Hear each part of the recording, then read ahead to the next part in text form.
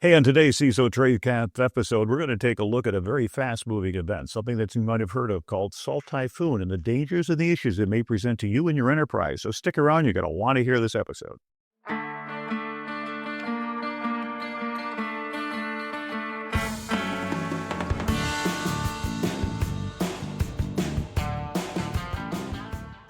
Hello and welcome to another episode of CISO Tradecraft, the podcast that provides you with the information, knowledge, and wisdom to be a more effective cybersecurity leader.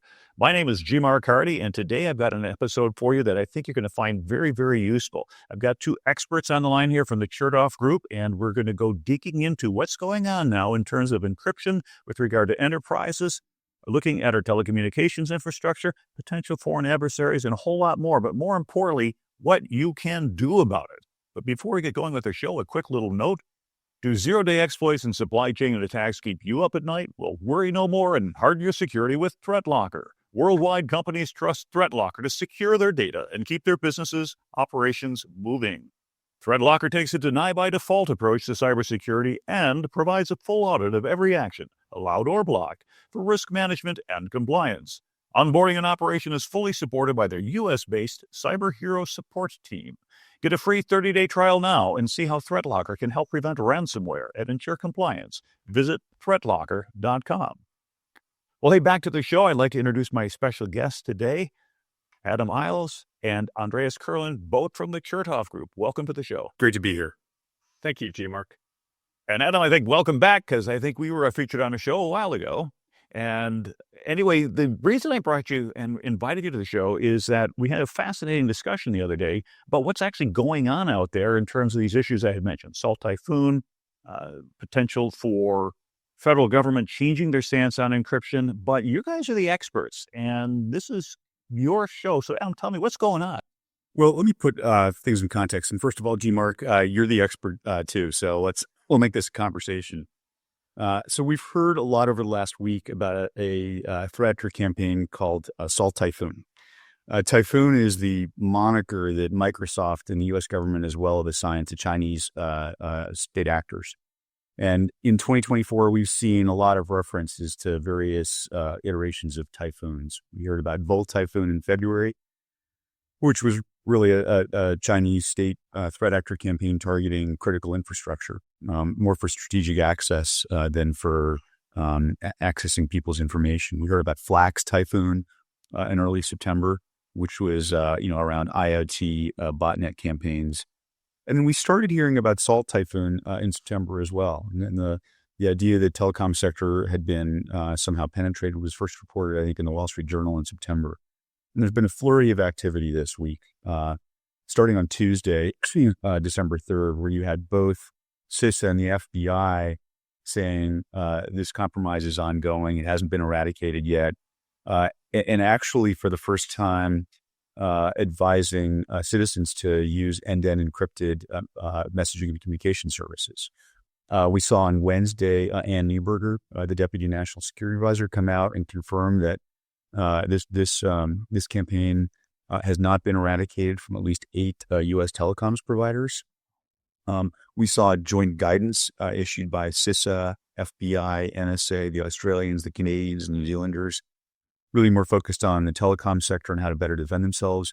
Interestingly, the Brits were not part of that for whatever reason. And we heard Jen Easterly also say that they're going to initiate a cyber safety review board review over this campaign. On Thursday, the Federal Communications Commission issued a proposed rulemaking that had 2 components to it. The first is what I'd call the no-duh rule, which clarifies that CALIA requires telecom sector providers to secure the networks over which law enforcement requests for information are being requested. And then there's also a proposal for telecoms providers to have cyber risk reduction plans and to validate, to test to compliance with those plans. So we've seen a lot of activity this week around this issue of how secure are our core telecoms internet service providers. Now, it's rather interesting because As we look out there, we rely on our telecommunications providers as part of our core infrastructure. In fact, with a lot of the push toward MFA, most organizations have said we're totally relying upon the telephone networks to be around to be able to either provide a push notification or SMS, but I do recommend the push notifications being a little bit more secure. And for those who are totally paranoid people like me, I'm using a YubiKey, but that's a distraction. More to the point, for CISOs and security leaders who are responsible for the security of their enterprise, and they're going to need to report back to their management when they read about this stuff in the Wall Street Journal and in Forbes and like to say, are we at risk? How do they answer that question? And what type of background will they need to understand to be able to effectively evaluate the risks for their enterprise and then potentially move on to corrective actions? I think I would start with looking ourselves in the mirror and saying, what's our patient profile?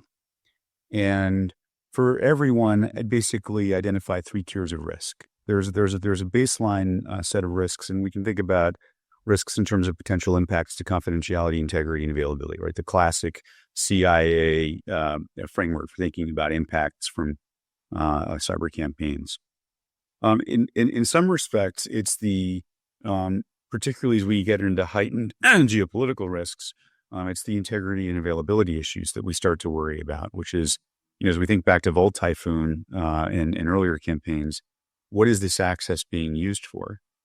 But as we think about the nature of our business profile and we start to think about, well, do we actually, operate in China?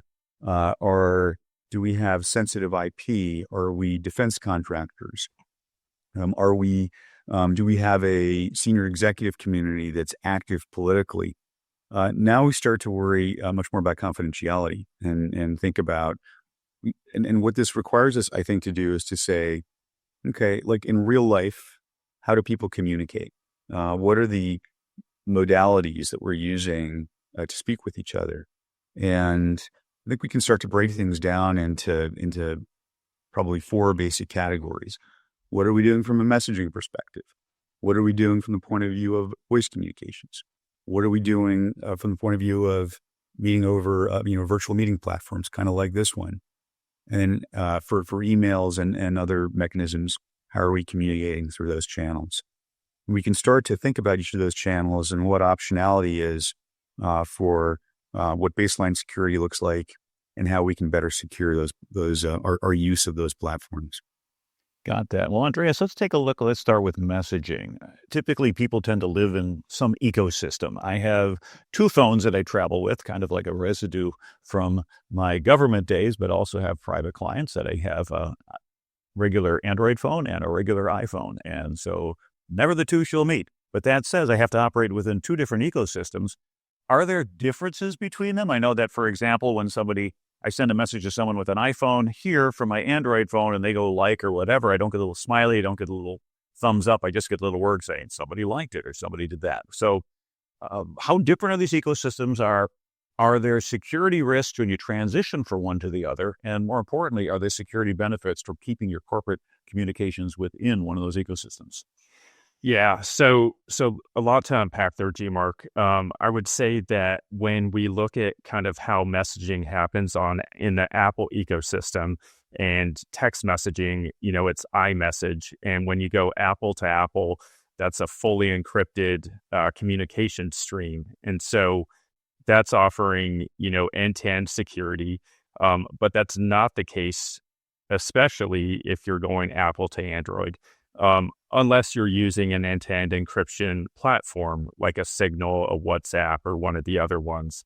I think sometimes there's a tendency for users to think that their data is secure, and the only person that's going to be seeing the information is the recipient. But what we know is that that's just not the case. The devil's always in the details. So when we look at these different ways people are communicating, text messaging, voice calls, virtual meetings, the actual solution being selected has different limiting factors. And so when we talk about messaging between Apple and Android, if you're doing it over Signal, that's end-to-end encrypted. But if you're just sending a regular text message, that's going to go over SMS. And it's much more vulnerable to interception and to the contents being displayed or available to someone who may be on that telecommunications provider's network. I might just add a couple of points, which is, I think when we think about confidentiality risks, there are risks both to content and to metadata. And so, Andreas, I'd kind of add the metadata piece, which is to say, the other thing that we and in fact, as we think about Salt Typhoon, I think the largest grab of information that's been publicly described so far has actually been around metadata. It's been around call detail records, who was calling whom when, who was texting whom when. And so we certainly have to think about whether we're concerned about that metadata being available to our adversaries on the one hand. On the other hand, we also need to think, and G-Mark, this was actually, I think, a point you were making when we were chatting yesterday about, if we're going to use one of these other platforms, we're also essentially providing those platforms metadata about ourselves. Are we dumping our entire contact list into, WhatsApp? And so we just need to be, eyes wide open about the fact that, we may be doing that. And that's a good insight on that, because what we look at is using an analogy of DNS and virtual private networks. So if we go back to the pre-Snowden days where most things were HTTP, I can remember at DEF CON where they had the wall of shame, a wall of sheep, which should have been a wall of shame for everybody who was logging in with an unsecured connection. And you would see these user IDs and asterisked out passwords, but the first visible, it was just scrolling a mile a minute.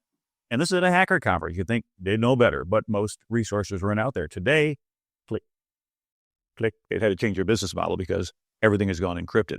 That said, what you mentioned is very important about metadata. And so, for example, if I log in to a hotel because I'm on travel and I'm doing my HTTPS, sure, my communications are secured by TLS and I've got a key exchange that's taking place, but every website I go to, everything that you see in that URL can potentially be visible to the third party. Now, the question is, whom do you trust? Do I trust the hotel? Do I trust the ISP? Do I trust my VPN provider? At some point, somebody needs to be able to read the address on that digital envelope to know how to deliver the mail. And it's just a matter of what postal service do you trust. Here we're looking at the large-scale accumulation of metadata. And so we say, for example, if you're doing an investigation, let's say law enforcement, we have a suspect up in New York who's suspected of killing somebody up there and they're on the run from the law. They'd sure love to know, can we get the information on geolocating this? Who's this person talking to? Who they last text? Who might they have communicated with? Well, let's take that as a corporate level and an enterprise level. And we kick that up a little bit higher and say, okay, as a CISO, what types of information is my organization doing? Do I have FINRA compliance requirements that I need to meet? And as a result, some of this information where I'm working on a deal that if it gets out could allow someone to materially benefit from it by making some trades based upon what would be insider information. But for organizations that don't have that insider risk, but if you do R&D, if we're doing acquisitions, M&A, there's a whole bunch of things that we really just don't want to get out there. So how do we help people understand, okay, everything's encrypted, my boss says we're fine, but that metadata really has a tremendous amount of value. How do we articulate that to executives so that the aha moment comes and they get it and they get the risk? Well, I think the question is, who might have access to the metadata? And, we're in the circumstance, I guess, where, there's a risk about, a Chinese adversary having access to the metadata. What's our alternative? Our alternative is to basically use platforms like Signal and WhatsApp to be able to communicate text messaging. And the only point there is we're in a risk management, not a risk elimination business. And so there's just, an issue of, now we've got another provider, instead of Verizon or AT&T, it's Meta or Signal that has access to our metadata. And we just want to go into that eyes wide open. Looking at Salt Typhoon and what we know, at least at the unclass level, are we more likely to have less loss of information going to a platform like Signal than just allowing SMS? Do we assume that the Verizon and T-Mobile and all of the AT&Ts are wholly owned and compromised by an adversary? What's a proper risk profile to take right here with incomplete information? G-Mark, what do you think on that? Well, my thought is this, is that if you take a look at some of these encrypted messaging communications, they've come a long way. It used to be that WhatsApp was very popular. In fact, when I get on my Southwest Airlines, I don't even have to pay the $8 to use WhatsApp. That's one of the free messaging. They allow me to do that and Apple messaging, but I can't do SMS. And there's probably a good reason for that, maybe from a revenue perspective. But in addition to not being able to use SMS, I can't do things like RCS, the Rich Communication Service, which is going to allow me to do cross-platform. And so what I recommend for enterprise CISOs is to go ahead and have a plan that allows you to go ahead, assess your risk. Are you concerned about confidentiality? What about integrity? Is it possible for SMSs to be changed en route if they're in unencrypted and they're in that SIG type? Probably. And then the availability of the system, which is typically what we look at, but take for granted. Oh yeah, Verizon's always going to be there. T-Mobile's always going to be there until they're not, which is one of the things that I recommend in terms of setting up things for MFA is you need to have one other way for an administrator to get in if your telecommunications network goes down. And if you're totally dependent on the communications network and that goes down, you're locked out. So back to the question at hand, what do I recommend? When you create a directory of contacts in a cell phone, and for example, here on my iPhone, I have all the people that I can talk to, and I had to reveal that, which then can use as a telephone call. I could use that as a message. And when I fire up something like a Signal or a WhatsApp or a Telegram, etc., do you want to import your contacts? One of the first questions they ask. If you say yes, you've just simply exposed every single one of your contacts, relevant or not, to that third-party provider. What is it that we want to do? We want to be able to tell our organizations that our intra-organizational communications are secure from compromise and from loss of integrity. In doing so, the availability suggests that we go with a well-known provider. It's not Joe's Delicatessen and Secure Messaging Service. And we have some excellent choices out there.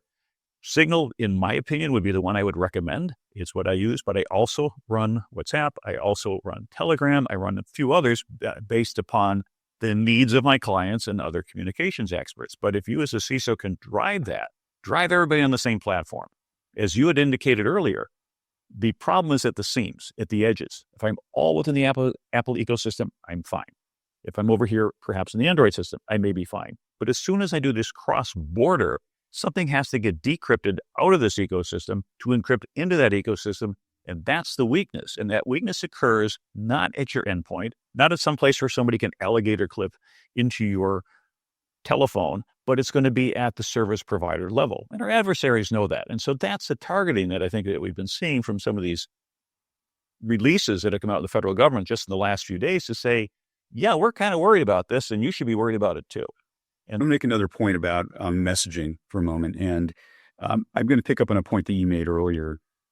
Messaging, SMS, text messaging has been used for the conveyance of one-time passcodes. As we've pushed everyone to multi-factor authentication, we see a number of apps still using one-time passcodes. And this is another area where we want to really drive people off SMS, one-time passcode based multi-factor into, the authenticators, the Duos, the Oktas of the world. And the reason for that, right, is what you talked about earlier, right, the potential to compromise the integrity of or the confidentiality of those communications. I mean, SIM swapping has been a risk for years. And what I would also say is that all of the attention around Salt Typhoon over this last week and, what the government has, what the telecommunications providers have or haven't been able to do. The Department of Justice also unsealed a criminal complaint against a member of Scattered Spider. And what that complaint alleged is that that individual had been able to gain access inside a telecommunications provider for criminal purposes. And so and by the way, they didn't allege SIM swapping on his part, except that they alleged he'd been a longtime SIM swapping expert earlier in his life. So we also, as we're thinking about that channel, that messaging channel and the risks associated with it, we want to get authentication off that channel into, a stronger form of multi-factor, whether it's, you talked about YubiKey earlier, number matching, but app-based authentication. and ideally hardware-based, certificate-based authentication in terms of multi-factor. So as we're thinking about, well, why are we using messaging? I did want to also think about that, very important use case.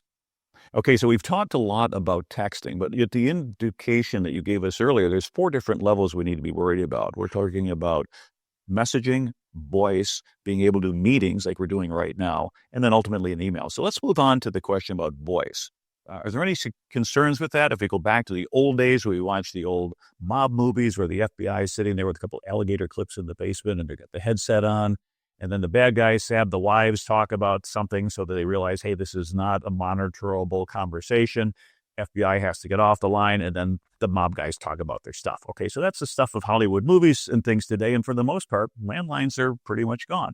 But what's the concern now in the digital world with regard to landlines in terms of confidentiality, integrity, availability, and specifically, does it relate to any of these Typhoon issues? Yeah, so from the Typhoon perspective, right, we've got a confidentiality issue, and there is some suggestion that while most of the compromised information in Salt Typhoon was around metadata, that there were certain use cases where communications content itself was also compromised. And you've got in the telecommunications environment, even assuming we've moved beyond wire clips and landlines, you still have a mess of routers and switches, a variety of equipment inside all of these networks. That is, if you've got kind of God level access to them, I think potentially at risk. So Andreas, I don't know if you want to cover what some alternative options are for voice communications. Yeah. So with voice, similar to text messaging, the vulnerability is going to be on the service provider side. So your call over cell phone towers between your device and the cell tower may be encrypted, may be secured. But once it gets to that internal telco system, that's where, this data is more exposed. And so again, it goes back to that end-to-end encryption. And when you look at, FaceTime, Signal, WhatsApp, they're providing that full kind of tunnel from your device to the recipient's device. And so if any of that network traffic, that data is intercepted at any point between you and the service provider, across the internet, it's simply, encrypted data and nothing can be done with it. So I think that's really the big takeaway is that, because we've seen Salt Typhoon and other excursions into these big telco and ISP service providers, you can't trust that your data is going to be secure on those systems. And so trying to control end to end, I think is really a key. So voice communications, then we're saying, again, it's probably the one that executives that are non-technical are going to understand a lot more. They pick up the phone, buy, sell, do whatever it is, and they want to make sure that those are secure. We tend not to worry too much about integrity in the past because for the most part, voice is going to be voice, and it's not like it's a store and forward where you can take it offline and change it. Of course, and then the whole question about deepfakes is a tangent in a different direction about integrity that we're not going to get into on this particular show because we're looking at what's going on and what are some of the concerns here with regard to voice. But does it make sense then to say, if I'm going from a Apple iPhone to an Apple iPhone or a type of a call that's coming over a different ecosystem, or even if I'm using a SIP-based telephone that's on my desk that I pick up, and as you pointed out, that SIP protocol has to get figured out somewhere, and until it goes off to the telecom provider, any access to that network cabinet gives you potential access to that communications and that traffic. But again, we're looking at this at a grand scale, at a level where federal law enforcement has done sort of a 180, where instead of saying, yeah, at an enterprise level, you don't really need this encryption, we're saying, yeah, we kind of sort of think we do.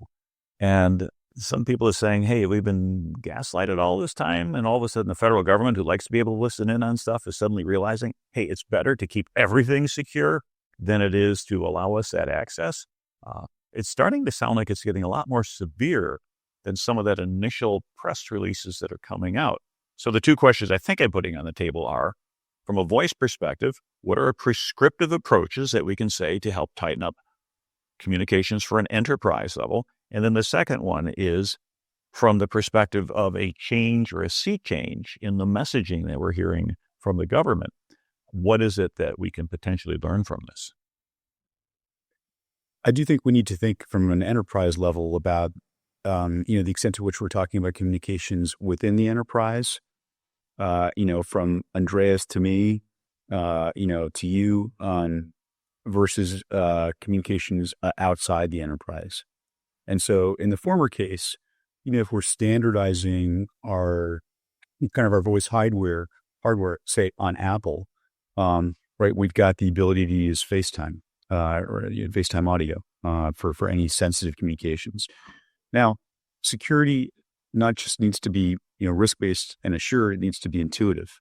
And so there's a huge training component, that goes along with this as well. So are we saying thou shalt only use, FaceTime audio ever for calls? Not necessarily, but we are trying to train people on, well, what calls, would tend to be more sensitive? How do you use judgment on that?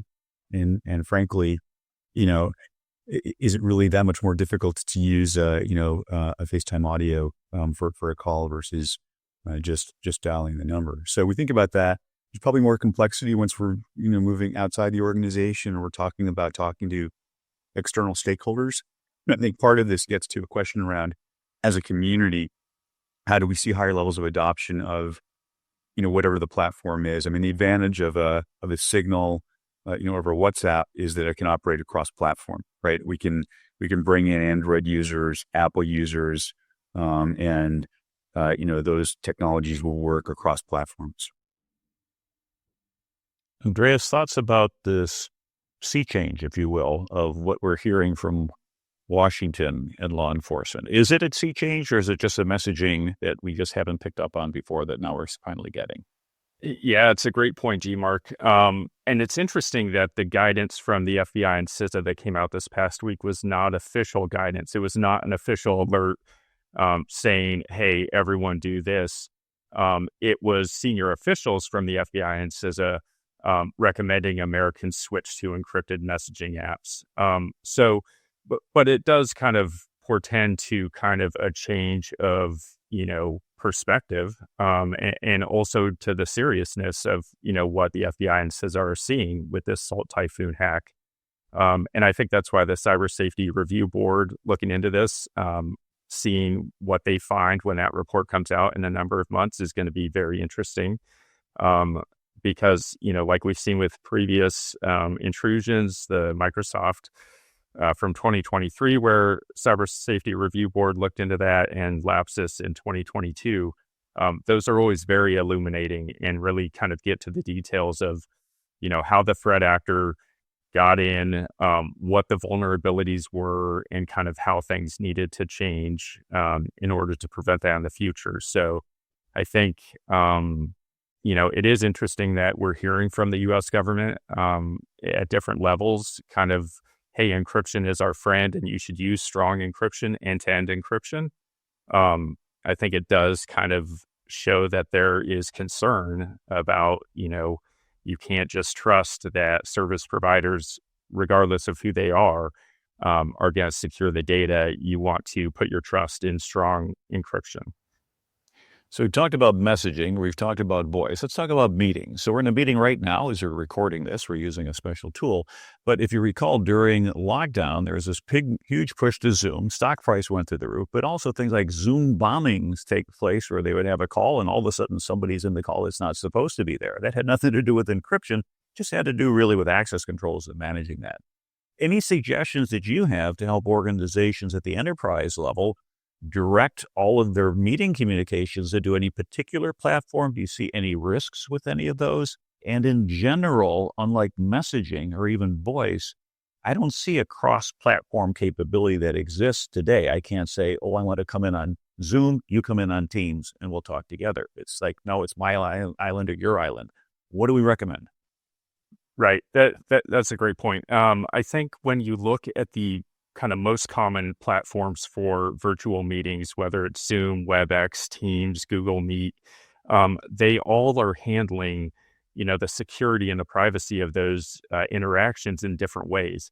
So a lot of these platforms will fully encrypt end-to-end one-to-one calls, but once you have group calls, it's no longer end-to-end encrypted. And a reason for that is because on the service provider side, for them to offer certain functionality like cloud recording, live transcription, that requires being able to process the data in real time as that meeting is occurring. And so, there are platforms, Zoom is one of them, if it's configured specifically for end-to-end encryption for group meetings. It does that. The trade-off is that you're losing some of that functionality. So it's kind of always a give and take, and it probably goes back to, what information is being communicated and what's the sensitivity and what's the risk tolerance of the organization and the participants. I don't think anyone is saying you need to have full end-to-end encryption of every way you communicate all the time. It's just understanding, if we've settled on WebEx or Teams or whatever platform, we as an organization need to understand kind of what the risks are and what the security and privacy controls are within that platform and make sure it aligns with our risk tolerance. I think this is where, some of the secure by design conversation comes in as well. And so part of what we're thinking about from a kind of a supplier due diligence perspective, as we're thinking about different optionality in platforms, is what do we know about application hardening, application security features, what the default is. And I'll just take those in reverse order. I mean, Andreas, what you said, about Zoom, and I think of all the major platforms, Zoom is the one that operates, that offers end-to-end encryption for group virtual meetings. That's not by default, which is fine. We just need to understand what functionality is implemented or not implemented by default. But the point is, for an application security feature, it's there. Not all platforms are going to offer as a security feature group end-to-end encryption. And then from an application hardening perspective, I mean, this is where we get into a little bit of a broader conversation, particularly as we start looking at a more diverse ecosystem of, okay, so like exactly how well was, the source code, you used to kind of produce this application secured? What kind of testing did you do? What did you do on source code management? How was the source code library hardened? And, what do we know about the R&D teams that were doing that work? And I say this not because this is a theoretical concern, but we saw last year we saw the North Koreans successfully use actually a double supply chain hack to get inside a company called 3CX, right? Which produces video conferencing software. So we do want to think a little bit about what do we know about the security of not just product in deployment, but product in development for these technologies we use. And oh, by the way, we want to make sure that we're updating our own operating systems on our iPhones and our Androids as well. Yeah. And I would just add, Adam, talking about within your own organization, how you control how people are communicating, it's that deliberate look at, for virtual meetings, this is our platform. We understand how it needs to be configured to be secure. And then ensuring that people try to have some technical controls in place to ensure people are not using kind of unapproved or less reliable forms of communication. There's been many incidents of threat actors putting out teleconference and virtual meeting software that are laden with info stealers and is providing leaking information, and so you can't. That kind of goes back to the training and awareness aspect, where you have to kind of settle on, here's what we're using, and then make sure your people understand the risks of going outside that ecosystem. And ideally, you have the controls in place to prevent that. So we talked about being able to look at the meeting and some of the ideas that, for example, as you said, within Zoom, if the meeting organizer allows for it, you can have up to 200 people in an encrypted session. But most of the other things that are out there in terms of stuff like WebEx, GoToMeeting, Google Meet, Teams, et cetera, will encrypt your data in transit. But as you said, it's not really end-to-end encrypted. It has to decrypt somewhere so that you can even apply some intelligence on that. And as we get on to the fourth element, we want to talk about email. First, we look at things, for example, I have a Gmail account. I've had it since 2007 or 6. I mean, it was one of the early adopters, as I tend to be on a lot of technology. And if you use a web-based interface, you're always getting context-sensitive ads based upon it reading your email. And you have to know all that calculation is not taking place on my desktop. That's somewhere upstream. So as we think about a store and forward network like email, I create an email. If it's encrypted, and it goes encrypted up to the server, and my recipient gets encrypted down from the server, and maybe we're in the same tenant in Microsoft. So we're going to say, hey, is that fully completed? Or at some point, is there a break in there where, again, we're not worried about average class hacker or a cracker or somebody operating at that level, but we're talking about state level actors being able to access infrastructures. Where do those seams exist for exposure? And how can we, as chief information security officers and security leaders, alter or try to push for alterations of our strategy to reduce that risk as much as possible? So, for example, at the Pentagon, what would happen is we would have everybody in a global address list, a GAL. And when I could go ahead and I could enable encryption, and you could also sign it, but let's talk about enabling the encryption. Click a little red icon up there in Outlook. And then it would go encrypted all the way through to my recipients, at which point it was then decrypted because we had a public key infrastructure that was set up so that we had a couple million keys that were in there. Although I went to the Army War College, it turned out that my Navy cert didn't work with the Army. I think it had something to do with football games, and they just didn't want to play well with each other. This was fixed that subsequently. But back to the idea of being able to have everybody in that same ecosystem, if I forwarded that email to somebody, third party, contractor, for example, who was not in the global address list, that message then showed up as a .p7s attachment. And you couldn't open it because, well, you didn't have one of the keys that were allowed into it.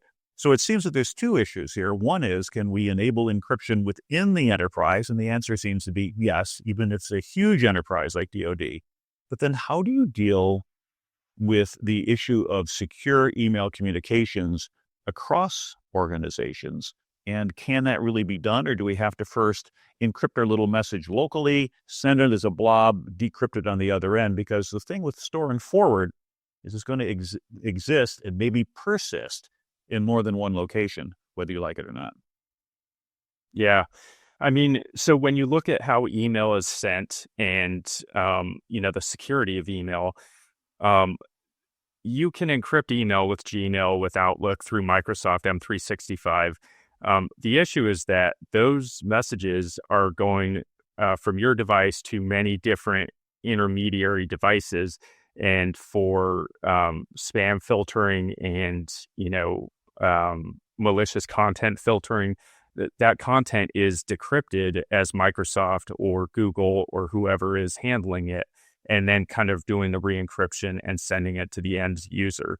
So again, the threat or the risk is that if that service provider, that intermediary, if there's a malicious presence or an insider or a breach on their network or with their systems, your information is, even though you sent an encrypted email, it's not truly kind of end-to-end encrypted. There are services that do full end-to-end encryption. You can also roll out with Outlook and other mail clients, S/MIME, kind of that PKI infrastructure.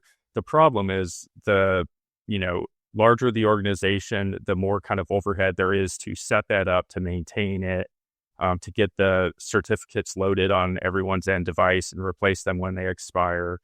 And so email encryption is not necessarily the simplest thing to maintain long term. But services like Proton Mail, they do offer end-to-end encryption, where Proton Mail and no one in between has ever seen kind of the contents of that message. And I think when we think about end-to-end encrypted emails, from a CISO's perspective, I think, again, we're trying to train on use cases. So are we telling the organization to try and, wholesale adopt end-to-end encryption for everything that gets sent out? Not necessarily, but if we're a bank, we are thinking about, are we using, Virtue for if we've got sensitive financial information, account numbers, social security numbers, things that could be used to open a bank account or provide insights into, what someone's balances are. Like we very much do want to be thinking about using, these tools in those use cases where a bank is interacting with its customer, or, a mortgage service provider or someone like that. Yeah, I would certainly agree that, just because you have a tool doesn't mean that's the best tool for in every situation. And so, there's many ways to securely share documents without emailing them. And so that it may not be, let's send this through email and let's try to make sure it's encrypted end to end. Maybe it's let's put it in this secure document repository and provide access for a limited amount of time to these specific users.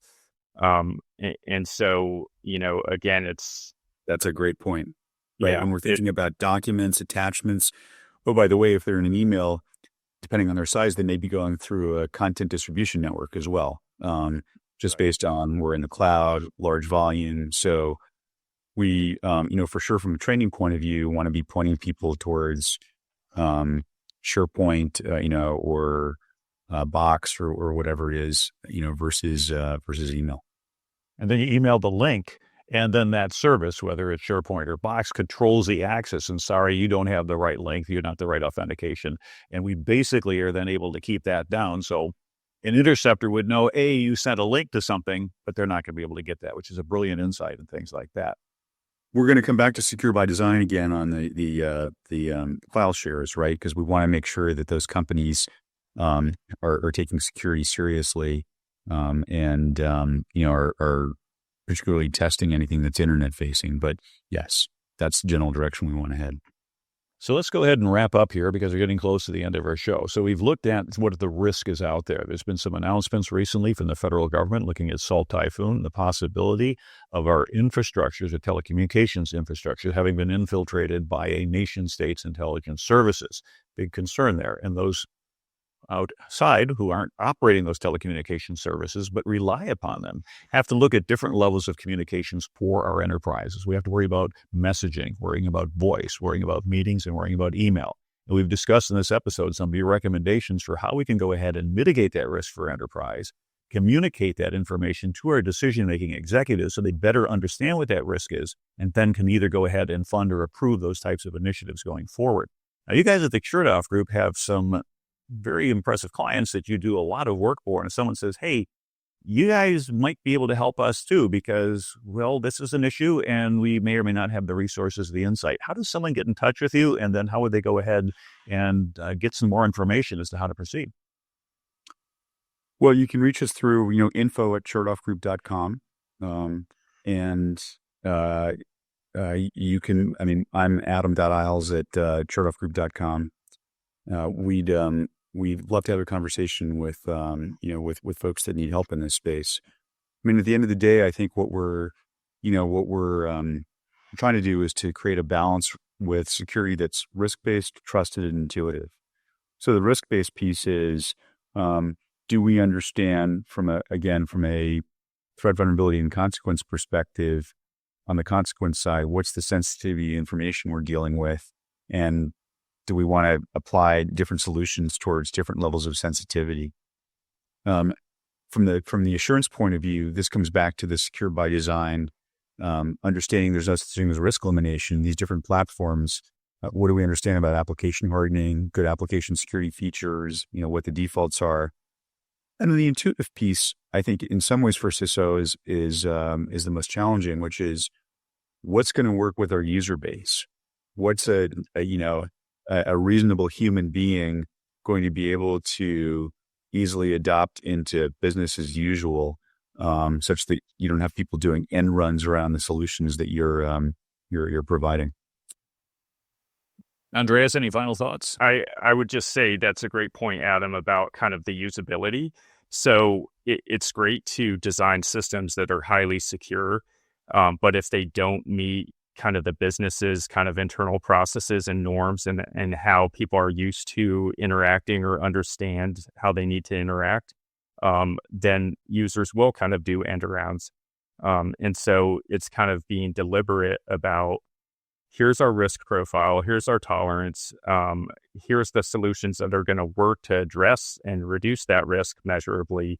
And then we're going to be socializing that and ensuring that our users understand kind of what the expectations are and how to do their jobs in a safe and secure manner. So I think that is, kind of a good takeaway. Well, thank you, Adam Miles and Andreas Kurland from the Chertoff Group. They provided us some excellent insights on some of what the risk is, the issue that's going on. And thank you for the information to be able to go ahead for those who want to follow up to get access to your resources. Again, info@chertoffgroup.com. It'll also be in the show notes, along with some of the references that we've talked about in the show. If you like this show, go ahead and please subscribe if you're not doing so already. We're on LinkedIn. We have over 33,000 subscribers there, and you'd like to follow us there. But we also have a Substack newsletter. We're on YouTube. Make sure you like us or give us a 5-star so you can help us get the word out to improve others' tradecraft from your knowledge of CISO Tradecraft. So this is your host, Jim R. Hardy. Thank you for listening in. Until next time, stay safe out there.